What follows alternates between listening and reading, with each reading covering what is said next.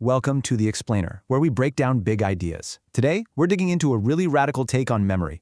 What if forgetting things isn't a flaw, but is actually your brain's secret superpower? Okay, let's get right into it. So, we're starting with a question I think probably hits close to home for a lot of us. It comes from a viewer who's just feeling that really frustrating sense that their memory isn't what it used to be. You know that feeling, right? And it's such a strange paradox, isn't it? I mean, you hear all the time about these studies that say our brains can stay sharp, that we can keep learning and growing no matter how old we get. So, if our brains are really that capable, why does it so often feel like we're fighting a losing battle just to remember where we put our keys? Well, what if this whole idea of memory decline is just wrong? What if it's not a bug, but a feature? There's a spiritual teacher who offers a completely different way of looking at this, a total reframe of the whole problem.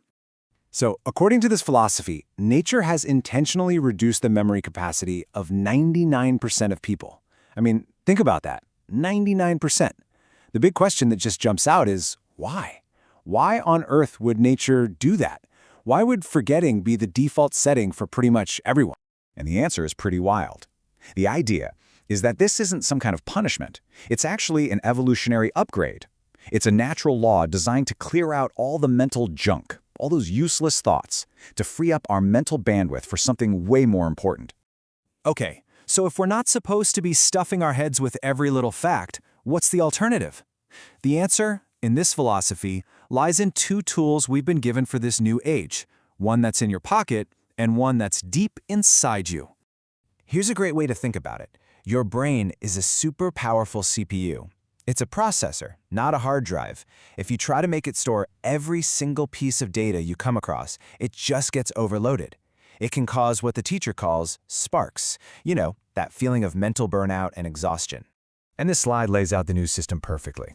See your smartphone? That's your external hard drive. It's for the data. Your brain gets freed up to do what it does best, process and understand. And the really deep stuff, the true wisdom, well, that gets stored in a different place altogether, what this teaching calls the soul. So you can see this is a complete shift in how we're meant to operate. The goal is to stop memorizing and instead pour all of that energy into understanding. Because when you truly deeply understand something, it doesn't just sit in your short-term memory. It gets stored in the soul.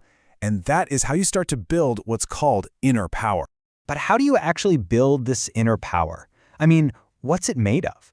Well, just like our bodies need fuel to run, this philosophy says our soul needs fuel too. But it's a totally different kind of energy. And here's the key distinction. You've got your material energy, right? The food and water that fuel your physical body. But then there's non-material energy. This comes from information, from feelings, and especially from those moments of deep understanding. And that is the energy that fuels the soul. This non-material energy builds up as something called negong, which you can translate as inner power or inner strength. Now, here's the amazing part. Unlike physical energy that you use up and have to replenish, this inner power never goes away. It only accumulates. Every single thing you truly understand adds to it, building this incredible reserve of wisdom inside you. So what's the point? Why are we supposed to be accumulating all this inner power?